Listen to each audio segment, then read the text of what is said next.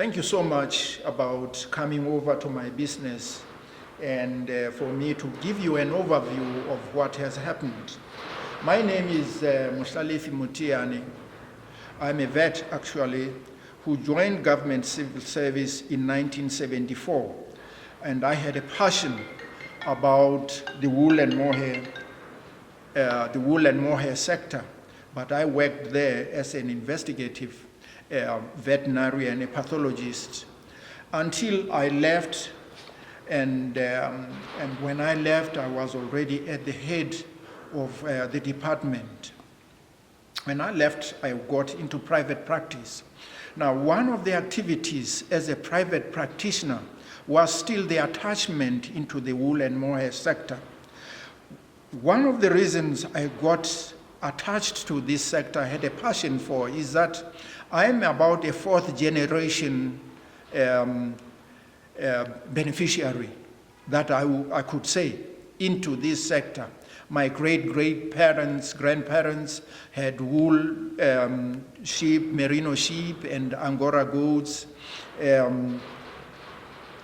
located in the Tabateka, in the today Tabateka district, and set up a practice, their retail store at Mashai.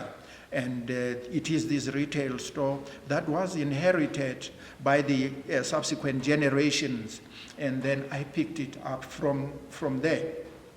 It has been a wonderful sector that benefits the rural economy to the extent that the wool and mohair farmers would take their stuff to the traders, because the traders are considered to have been the first people who dealt with these two commodities. They took these commodities to the brokers who were in South Africa then, and then traded this, and then got the money, and then after getting the money, they continued to build on these businesses. These are seasonal activities with wool and mohair, with wool being sold or merino sheep being shorn from about September.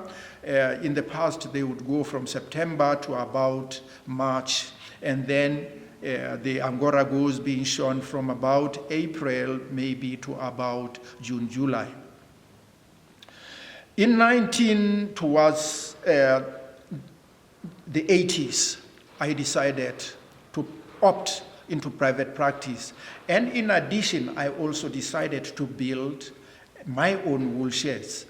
As I said, I started with the Mashai store wool shed. I subsequently built 8 more wool sheds and started operating from those, using the same process and the principle that has been used, in that you buy it, you pay the farmers up front, you acquire this commodity, and then you take it up from there yourself.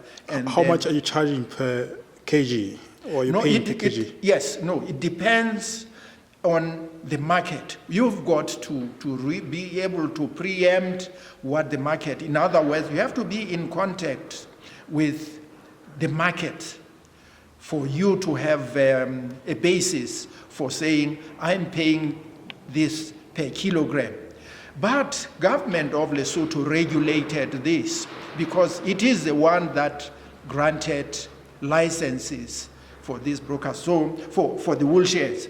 So at one stage, they even gazetted the prices. In other words, we would get together with the Lesotho Produce Marketing Service and then say, all right, fine, this is what the market looks like, is going to be like.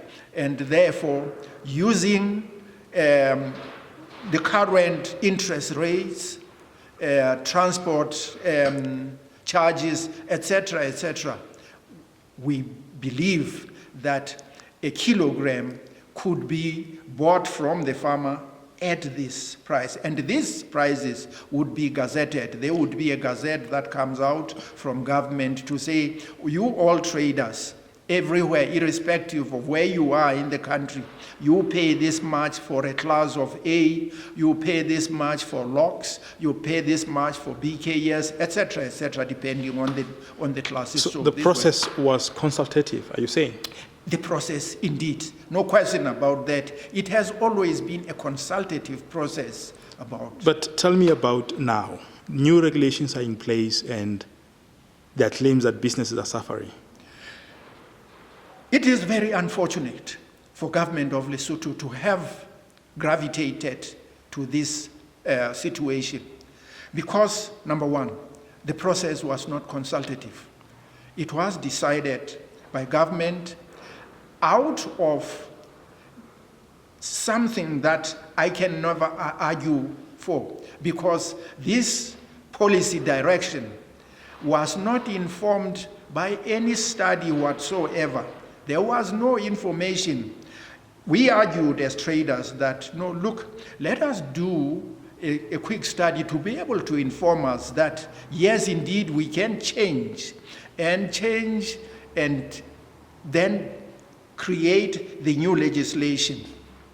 The Minister of Small Businesses argued counter to what we suggested, that there would be new regulations.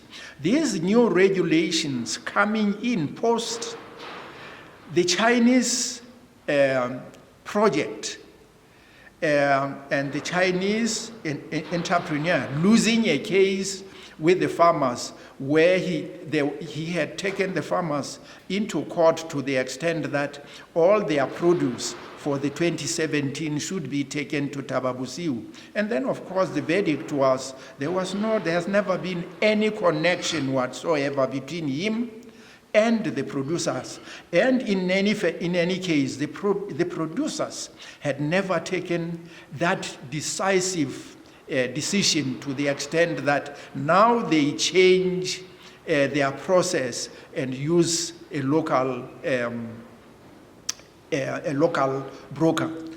Now, so how does this so-called local Chinese broker benefit from these regulations?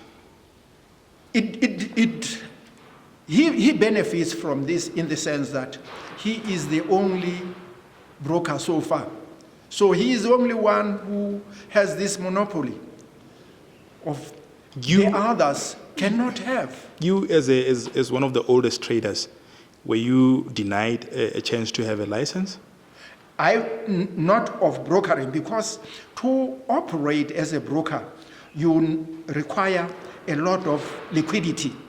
The companies that are brokers that we have been using all along, let me take an example of BKB, which was established in 1919, and OVK.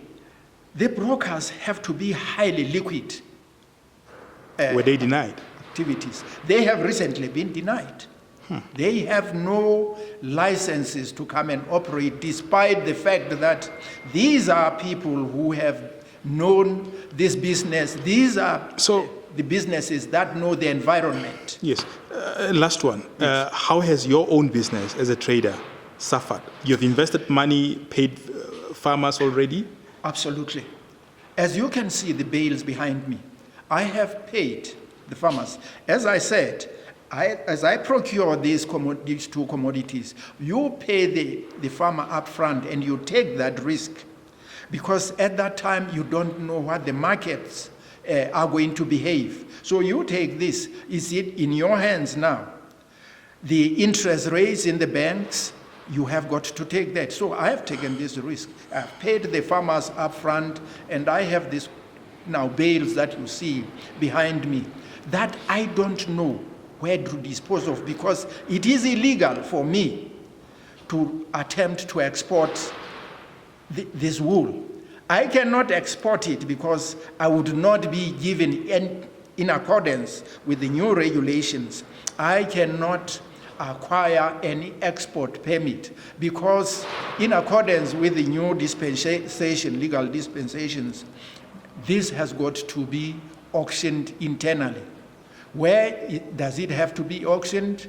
It has to be auctioned in Thaba Bosiu because he is the only broker who is operating, who has been given all the monopoly. Nobody else can. Now, my business has suffered. Here I am with the bales, with so many kilograms, with about 600 bales of wool and mohair. I don't know where to dispose of this.